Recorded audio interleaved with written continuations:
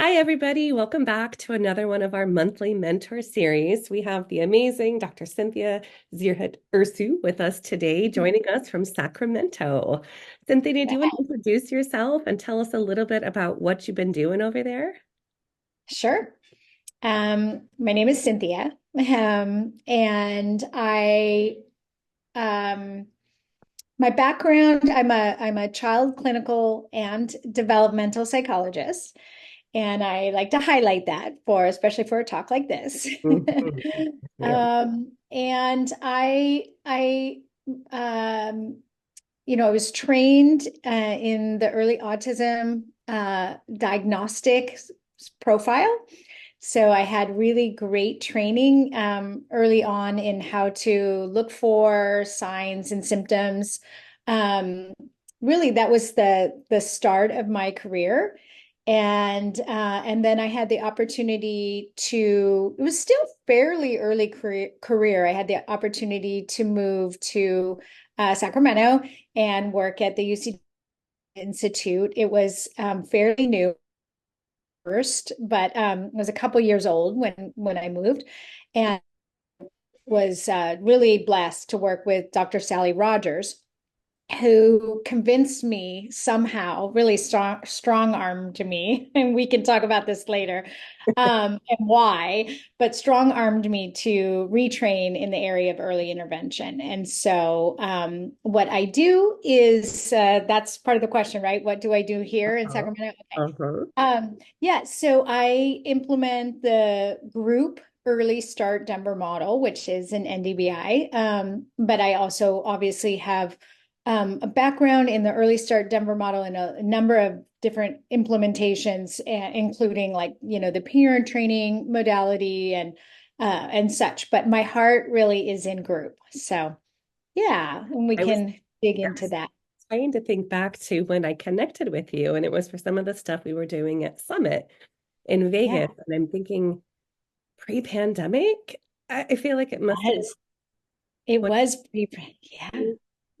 because we were gearing up to try to get a group ESDM inclusive preschool at the UNLV Child Development Center. And then Yeah. the pandemic hit, and then everything went to, as it does. So, Yeah, yeah. It was hard years for group work, but yeah, you were one of our first, I mean, you were a brave soul to come out and really be kind of our guinea pig in trying to create a set of trainings or workshops that would support people wanting to do group work. And so we piloted that with you and a couple other people. We now have refined that over the years, and we can do it both in person and remotely. But yeah, you helped us learn how to do it, so we're really always grateful for that, Jamie, and the work that we did early on in those years. yeah, I love that it's remote. I didn't know that was an option. And I can think of a few colleagues who are interested in doing something more group type. So Yeah, that would be definitely something that they would want to connect about because going to Sacramento and doing it in person is not always hard. something that Yeah, everyone can do or get a group yeah, together. So if there's a way to do a remote session, that's right. really Yeah, exciting. yeah. Yeah, well, and also, I mean, one of the hardest things about workshops, I think, in our field is that you're traveling to a place, and then you don't know the children. You're trying to quickly learn the children, and And, learn the strategies. It's a and be lot. assessed and watched. Yeah, yeah. So, I mean, I think, you know, Lori Vismara had been working remotely for a long time. I was exposed to the remote parent training implementation for many, many years before the pandemic. But I think we all really honed our skills in the pandemic.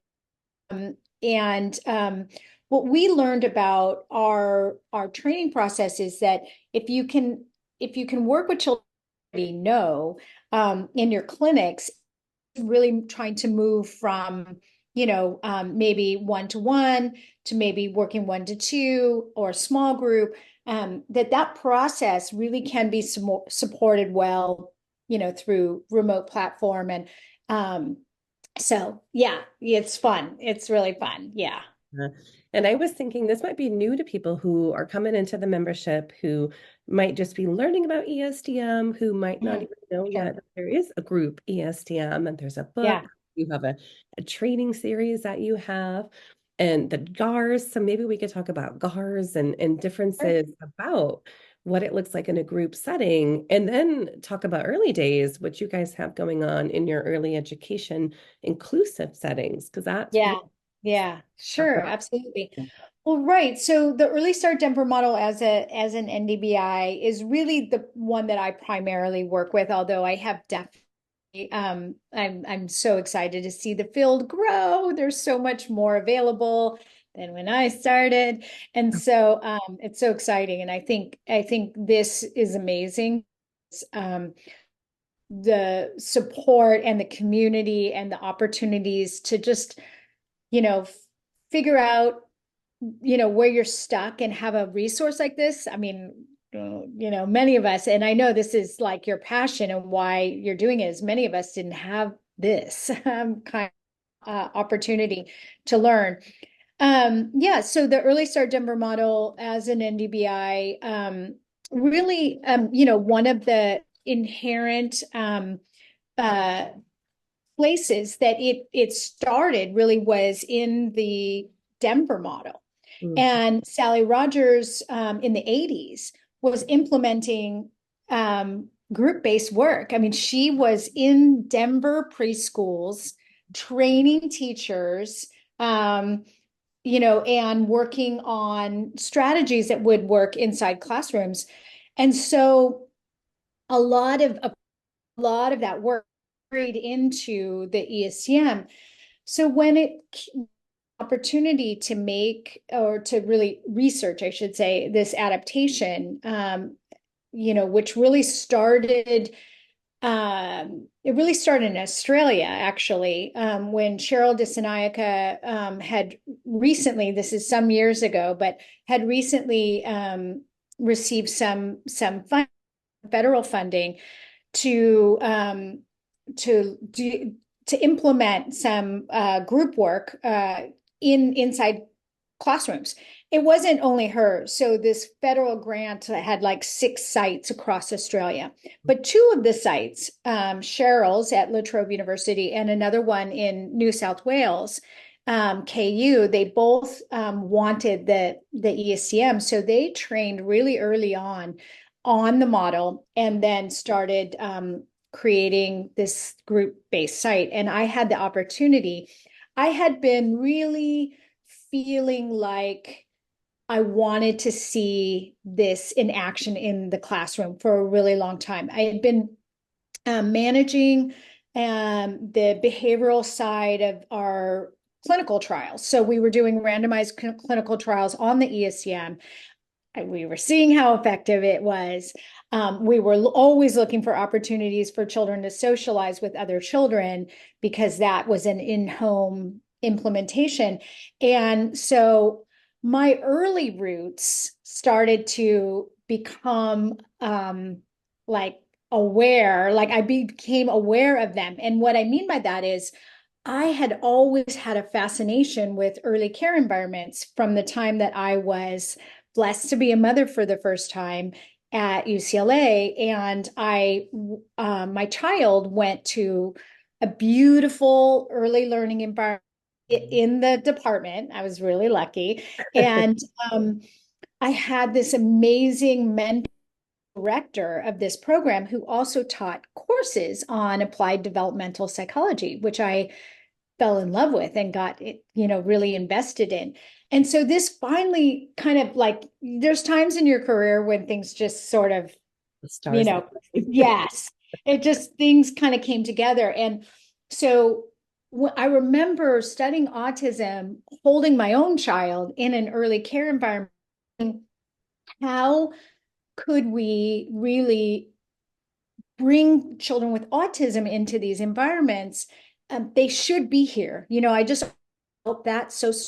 Yes, I And agree. I remember Kathy Sow, Dr. Kathy Sow, who at the time was the director of that program. She's now it at West Ed here in California, like working at the policy level.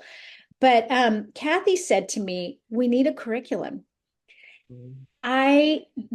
That just sunk in my brain and just sort of, I filed it away. And the ESDM, I was like, that's it. This is curriculum because it's developmentally based and naturalistic. It could go into schools. So we thought, so Giacomo Vivanti and many others, Cheryl DeSanayaka and some of us, together on research to demonstrate its efficacy in classroom implementation. And the KU site also did some really nice research early on. So that's sort of how that all got started. And and so Remotely.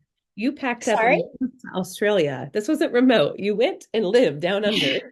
Yes, with my entire family. But it was just too good of an opportunity to pass up. I mean, literally, I just knew it was like one of those moments where it was like, this is what I've been waiting for. This is really what I've been waiting for, and I have to see if it can work.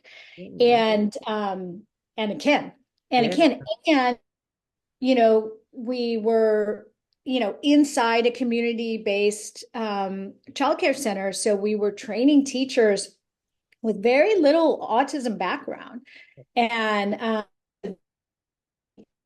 okay, this really can have and trained teachers. There are places in the world where autism is not, you can't have a child with autism at home. There's either not the in-home programming or, there's not the funding, and I mean, Jamie, you and I have talked many, many times about autism internationally and in other countries where I think classroom-based programming really could be very important for them. So, I think yeah. so too. And we can talk about some cultures where it's still stigma. And we talk about some of the families that I work with in Albania, and they don't like to say autism. They put it under the neurodevelopmental disorder category. And that's much more accepting to families and much more comfortable for them. And culturally having somebody come into your home or multiple people come into your home is a bit different. And also in that culture, viewing teachers as the experts. So really kind of trying to Yeah. way or backdoor some of that support within the school might be a great way to support some of these children.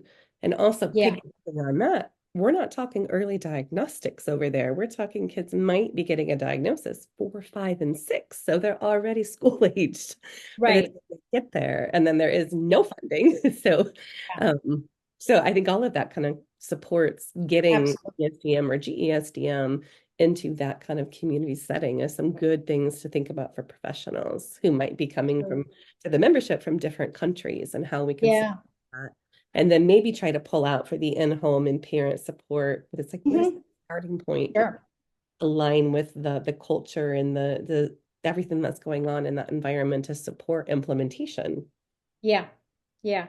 The stuff Yeah. that I mean, you I did in think, Australia, oh, oh, I'm sorry. I was going to say the stuff that you did in Australia. So that's really influenced early days, what you have going on Yes. right now. Okay, that's right. When I returned, I came back to the Mine Institute and begged Sally to open a school. I begged her, And she was kind of she had a lot of multi-million-dollar grants going on, and she was kind of done that. And so again, another really important moment for my life was to decide to do it myself. Part of what happened for me too was just seeing this research to practice gap. Mm, It's real. And I was really, like I said, I worked almost 15 years at the Mind Institute. And I could see that even in my own community in Sacramento at the time, mm, there weren't enough people doing NDBIs. It wasn't taking. And I just felt like I'd been given a gift really of working with Sally Rogers, working with Cheryl DeSanayaka and Giacomo Vivanti, and I had to give it away. And if Sally wasn't going to do it, I had to ultimately make the decision to do it. Little did I know, kind of what I was in for. But yeah, so early days started almost 10 years ago. Technically started in 2014, but we're going to celebrate in 25, just because that's when people started coming into my world to really kind of make it happen. But yeah, so we started, we also offer ES home, and again, every child and every family is different. So we're pretty flexible with our programming, but we primarily work in schools. We started in collaborative preschools. So we found schools that would accept us and let us come in and not just be there, not just a shadow, but really to work very closely with the educational staff and help them to learn strategies, and to support, and also have them be willing to yeah, become kind of part of the team, the clinical team. So I say a lot, what we try to do with teachers is sort of educate them around more like clinical ideas, certain behavioral strategies or, different learning strategies. And then with our clinical clinicians going into education, they're learning from the teachers, learning about developmental, yes, about developmental, domains and how to engage children, how to observe children. So it's really a kind of symbiotic relationship where they're learning from each other. So we started in collaborative schools, and then we were getting a lot of interest. Pre 2019 was like a big year for us. I now think it was like the universe telling us, like, remember this and hold on. It We'll was get back to it, 2019. I but was pregnant take with a Leo. little Yes. Yeah. intermission, right? Yeah. So we yeah, around 2019, we started getting a lot of interest in coming to see our programming. We, when you're doing work in other schools, you just don't have the kind of control to support like internships and training. And, so we decided it would be easy, just start our own school. So we started our first demonstration program in March of 2020, which everybody was shutting down. Not all, but many childcare programs were shutting down, and certainly ABA companies too were closing. And there was, I mean, just people were trying to figure out what to do. But we managed to somehow stay open, and we have that demonstration program in the San Francisco Bay Area. It hosts interns that come for 1 month, 3 months, 6 months, and workshops. Right. And the purpose of that program, it is a true community-based preschool. It's funded by parent tuition, just like every other private preschool in California. But its mission really is spread the knowledge and to practice. And so we use it really as our kind of our training, and we learn a ton from those kids, yeah. Yeah. And then you also have different sites across some in the Yeah. south, some in the north. Yes. Some Yes. yeah. Okay. Yes. So, yeah, and in those sites, we do more of the clinical implementation of the GESDM, which is like, for anybody's practicing NDBIs and they want to do group work, I really encourage you to start in your comfort zone, in your clinical setting. And so we do that. We have both just what we call play groups, and then we also have parent coaching play groups Mm. that we offer in all of those sites. And so, where parents can come, like, for example, maybe children under 2, they're coming, they've never been really around kids. And yeah, it's a really small group, maybe 2 kids, 3 kids.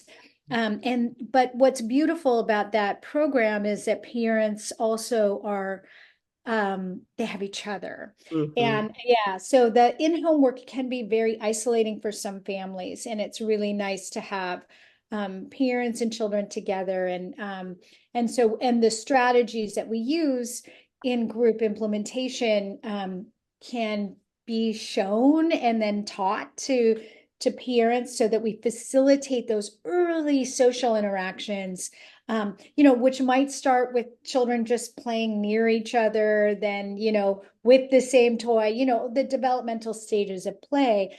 But we're working on that, like, right away. So we're not waiting until they have skills, so to speak. We're just teaching, right to where they should be developmentally, because 2-year-olds really should be around other kids. They don't have to be there, all day, but some of the time. So Yeah, and I think definitely that generalized imitative repertoire that we want all of our kids to have, they get that from learning from other kids. And neurotypical children, they're sponges. They soak things up like crazy.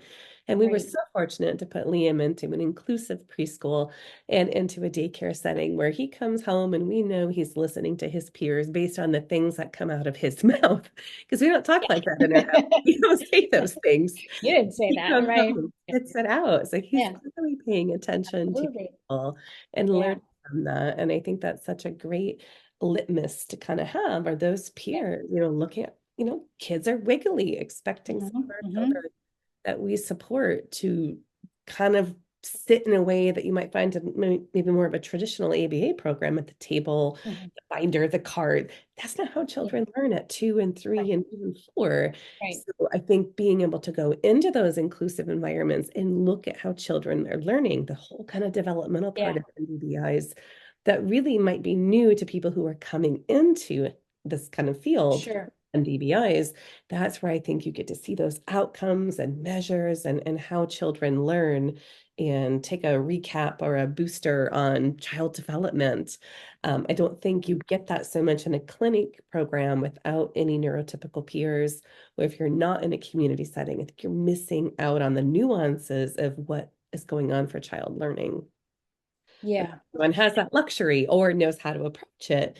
So it's great yeah, that you have that as a model that people can learn about, read about, come visit yeah, internet to think about taking that and replicating it back in their site. yeah.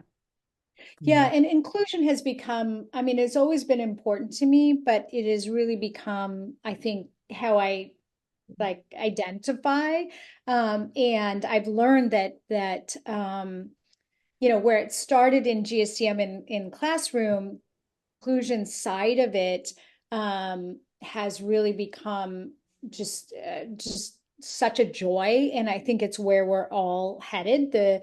Obviously the neurodiversity movement is moving us that direction, and what we're finding, and I work with a consortium Mm. of university inclusive preschools in the States. And we recently published a paper, I do want to say, called Bridging Priorities Between Naturalistic Developmental Behavioral Interventions for Autism and Educational Practice in Inclusive Early Childhood Education.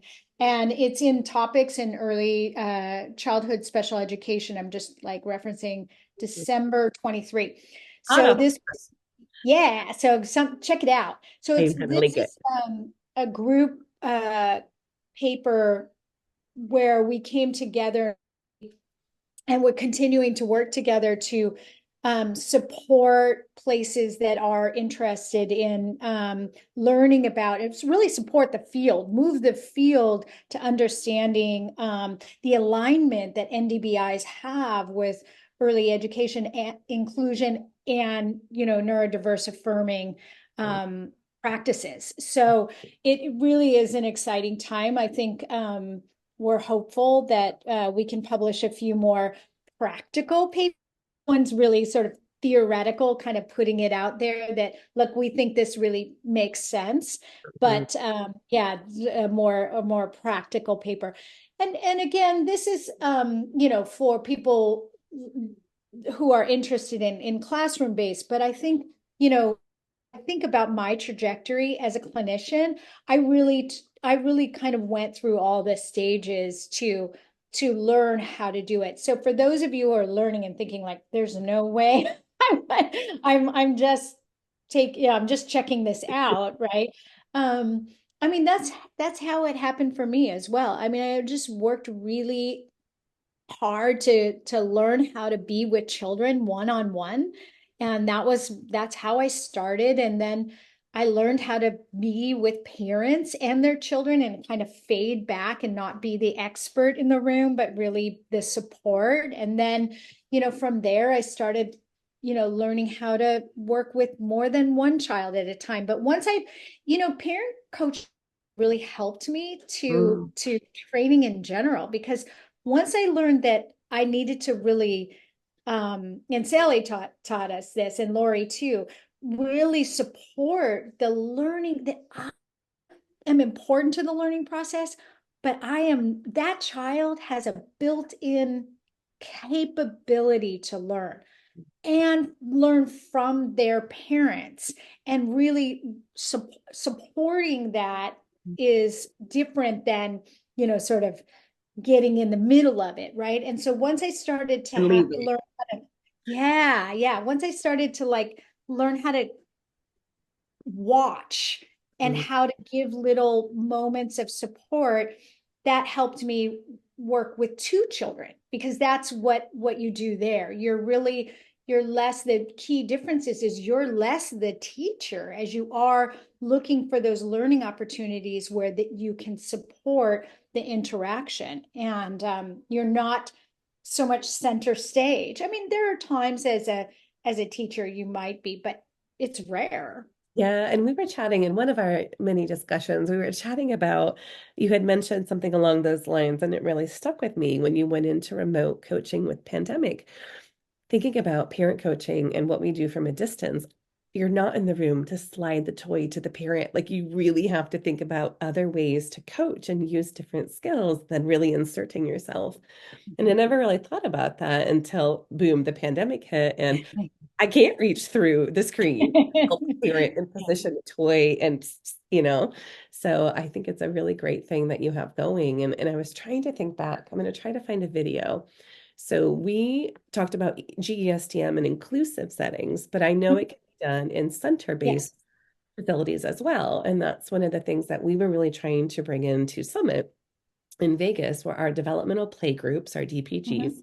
And then just within the scope of how the children came to us, we had it very much set up like a mock preschool, because we wanted to get them in and get them straight out into daycare centers or preschool. And the one thing that we were missing were the neurotypical peers. We still had beautiful jars, we had beautiful Yeah. guards, we had all of this stuff going.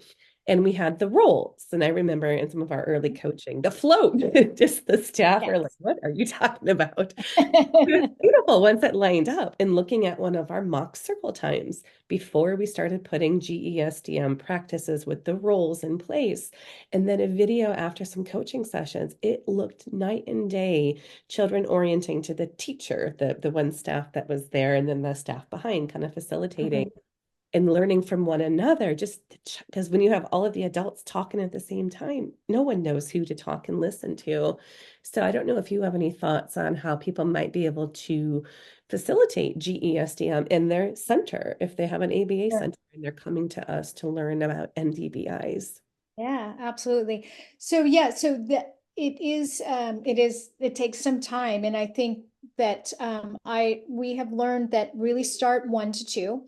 So start with two children with autism. And by the way, I should have mentioned that when I was at La Trobe in Australia, it was all kids with autism. So it was a Mm, classroom, it was all kids. I now do inclusive work, but I mean, we've shown that this is effective. If mm, you teach children to, be social, if you teach them social skills, they'll be social with one another. yeah, I, I really say start 1 to 2, because that is, both children. You've probably done one-on-one with both children. So their interests, their motivations, and because you're starting to really have to think about now, like really planning activities or having materials that can be shared, double sets of materials.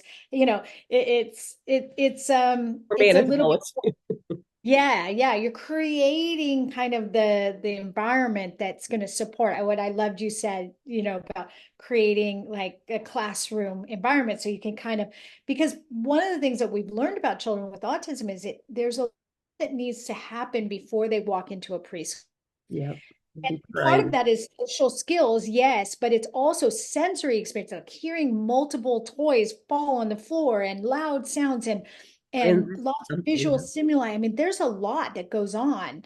So taking them from like home to preschool can be Yes. quite a shock, right?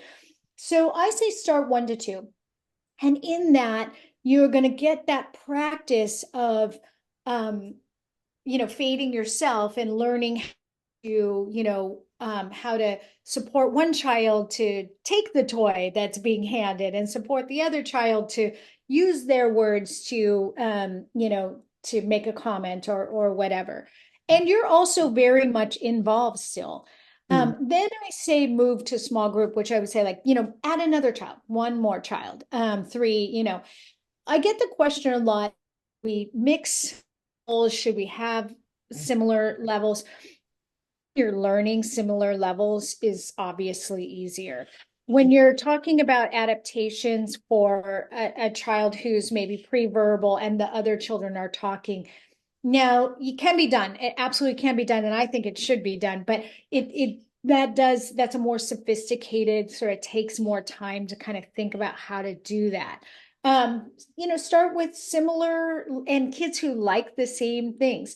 One of the things I always use is sensory tables, things that Mhm. will bring kids to the table. A train table at appropriate eye level, so that not trains on the floor, because once you have trains on the floor, you have kids looking down. If you want them to look at each other, right? If you want them to look at each other, just use a table where it's, pretty much eye level. So, trying to find those activities that really are going to bring kids together, Mhm. either because they're drawn to the material or they're drawn to the experience of doing it together. And yeah, I really do think it is a process, can be done the way you did. It was you just threw yourself in there and it's like, let's figure it out. Uh, that's you. But you can kind of move there. Clinically, it's also easy. We have to recognize that we are operating within funding streams and Yep. when we're doing clinical work there are barriers that come from Just, right. yep. So parents will often have questions like, is my child going to get enough therapy in group? And all of those things have to be addressed and carefully looked at, so you see data in your groups. So, you want to, so that's a whole nother topic, right? But you want to make sure that you feel like you can do that. Mhm. Um, and the other thing I do is, so I start 1 to 2 and then move into small group, bringing in another staff member. I would do like one staff member, 2 children. Then once we get to 2 or 3 children, more like 3 children, I'm going to have 2 staff members. And there's going to be like a time when I'm leaving, when you're prompting, you're sort of there to kind of keep children at the table and doing some things. As you get into larger groups, then you have goals. I mean, all of this is articulated in the Group Early Start Denver model uh, manual I'll that link it. was, yeah, written by Giacomo Vivanti. When you read it, it makes a lot of sense. Mhm. And then when you do it, it can be a little bit messier. So that's why we really come to this process of sort of just get comfortable. It's dyads are beautiful. I mean, really, you get a lot out of working just with 2 children. Yeah. And I remember when we would do group stuff. And so we had a 1-to-1 ratio for our funders. We do some group, we'd take turns rotating who the RBT lead was running the circle time. And we had 5 kids, and that's who came in the morning and 5 different kids in the afternoon. And everyone got to know the kids. So they were all at different levels, and the staff knew how to accommodate and adapt the circle time Yeah, activities. You say it, you point, whatever it was for that child's right. skill. see them at group every morning. And then I really think of it like an accordion. Then we broke off to do one-on-one work. And then we Mhm. pushed in for art, which was a group. Then we broke off for one-on-one. And then we pushed in for snack, which was a group setting where they all Mhm. had opportunities. So we Yeah. very much had it staggered object, sensory, together, Right. apart, movement, Right. sitting, just optimal learning environment and getting those environmental arrangements in place. So I do Yeah. think if you have a one-to-one ratio, you can facilitate group type work. But we Mhm. were very conscientious of how much we did that and what those roles look like because, insurance companies aren't paying staff to sit back and do nothing. They're not doing anything. They are facilitating the prompt, the support, and getting it all Right. going. And then we rotated that, which was really good. So all staff had the opportunity to be a lead and try to kind Mhm. of corral and manage all of those attentions. And it was beautiful. And we'd have Yeah. time where the kids would just start playing together. Yeah. We would sit and look, Yeah. they were I know. doing it on their own on an independent one-on-one time. They started to Mhm. seek each other out to play together. And I'm like, Mhm. boom, done. It Yep. was Yep. beautiful. Yep. Absolutely. I was going to make a comment just about the roles and trying out the different roles. One of the things we usually let staffs choose the role they want to start with to learn, and then and after they feel really competent in that role, then we ask them, okay, which one do you want to try next? We have done it the other way, where we've we'll have like, okay, you be the lead at this activity, then switch. But we do, that does sort of, it's more at an advanced level, like once you're competent in all of the roles. We're always trying to stay with staff motivation, right? It's the same principles here. And some people really are excellent prompts or floats, and they don't like the lead as much. And then there's, other people, I'm guessing the two faces on the screen who really like to lead, Oh, I'm doing it a So, while. yeah. Maybe we could do that. Maybe we could unpack if people aren't familiar with the roles of the GESDM. Maybe we could unpack what the lead, the float, the prompt, just quickly what those are. Sure. And I'll link the book and link some stuff so they can Okay. read on it a bit more because Sure. I'm not sure if we said that and they might not know that. Okay. Sure. So in the GSTM, there are three roles to I call. So now we're going to get into Cynthia terminology. What I call, they address meaning, belonging, and meaning, interacting, and belonging. And so this is not in the book. These are just broad concepts. So Mhm. when you have a lead, you mentioned it. Think of your classic circle time activity. You've got somebody there reading the book or doing the song and the hand motions. That's the lead. In that, it doesn't mean that you're always you can be a lead at an activity and be less uh Directive or instructive or yeah. I mean, but the idea is your job is to create the activity and to bring the antecedents. I mean, you're offering lots of antecedents as that lead, right? So that's the lead role. And the prompt role is what we think of the classic, shadow role, the person behind the child, trying to help support, prompt the child to do the behavior. And so the lead and the prompt have a very important relationship. As a lead, like, hey, head, shoulders. And the prompt is a person who's, if the child doesn't naturally, and again, least to most, you give, maybe some partials before going into full physical. That's a whole nother topic. But the person who's doing that. But the prompt is often, depending on the size of the group, kind of moving a couple of kids, right? And then there's the float. And the float is the person who, in a larger classroom setting, so in a clinical group, you might not need a float.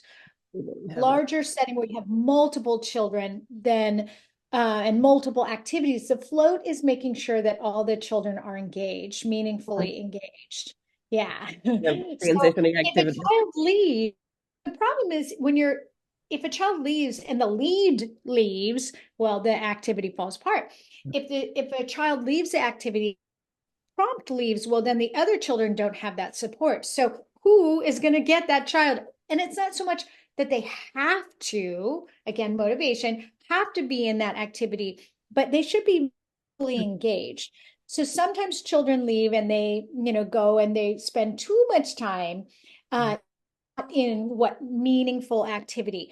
I want to be careful about that because I do believe that there's meaningful activity that is self-stimulatory and there's a purpose and a function for that. The float's job is really to help figure out what does that child need? And maybe they really do need that break and that it is really that sort of moment really is meaningful for them. But they're paying attention throughout the day. So if it's like always we're going back to that, okay, well, now we need to think of how to get this child engaged in another way, and maybe we haven't done a good job as adults planning our activities to reach that child. Yeah. So that's around that meaning. Obviously, belonging is about bringing kids together and really that they have a place where they can feel a part of a group, um, and feel like their interests, their personhood is represented, right? And obviously interaction is like about everything that we do in building those beautiful reciprocal relationships, etc. So those three roles kind of hold it all together when there's larger group environments. Most clinicians that I talk to, I say lead, and then as you get to 3 and 4 children, now you need your float. So you have, and I just want to say also about work in a group environment is so wonderful to work with other skilled clinicians and educators. Yeah. I mean, don't we all get dry or can't figure out another way to use this toy, or what activity could we do, or I'm stuck on the same song, the kids aren't interested, working together, it just, you have that natural support, right? And you just have somebody else who does something different and it's like, wow, that really worked with those children. I'm going to They steal do. that Yeah, idea. they do it different because they come from a different background. They come from a different place. So everyone is like a melting pot. Everyone's just kind of bringing in their experience and their teachings and theoretical understandings of everything they went through, and they bring it all together. And then you have this really great collaborative opportunity to bounce ideas off of one another and collaborate and really co-construct, right? And come up Right. with things that are going to work. And, sometimes I think we can be so narrow with how we're looking for things, like as a behavior analyst, like contingencies. I'm always looking for the contingencies. Sometimes you need to step back and kind of look at the bigger picture, which is maybe where a special education teacher might come in. They hang out in the bigger picture and they don't see contingencies as narrow as we do. So it gets this Right. great, like you said, dynamic to learn from one another. Oops, I think we lost Cynthia. Let's see if she'll pop back in again. This computer. Cynthia, it's been wonderful chatting with you today. Thank you for your time and for all of your knowledge, experience, and wealth of information. If people want to learn more about GESDM or the work that you're doing, is there some place we can direct them to or some links I can share with them? Sure, absolutely.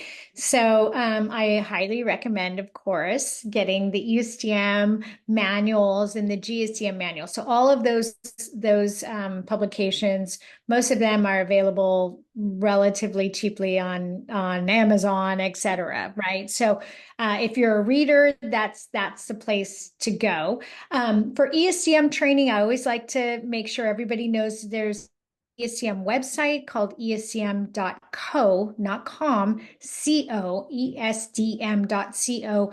And there you'll find all of the workshops that the Mind Institute is offering for Early Start Denver model. I do some training in the ESDM, but mostly I'm focused on group ESDM. And so you can always find me on my website. www.earlydays.center. And And then we also have our not-for-profit. So all of the school life stuff we talked about is actually housed under my not-for-profit called Every Child. And that website is www.everyincluded.org. And in there, there's links to our school websites as well. But so that tells a little bit more about our not-for-profit and our conferences that we do annual conference. Actually, we're to post the link. I'll make sure you get it Yes, for please. the which Dr. Giacomo Vivanti was the keynote speaker. It was a really interesting set of talks that he gave. So that's all free, and I'll make sure you have access to Oh, that. well, thank you. Yeah, so yeah, you can find me somehow through any of those.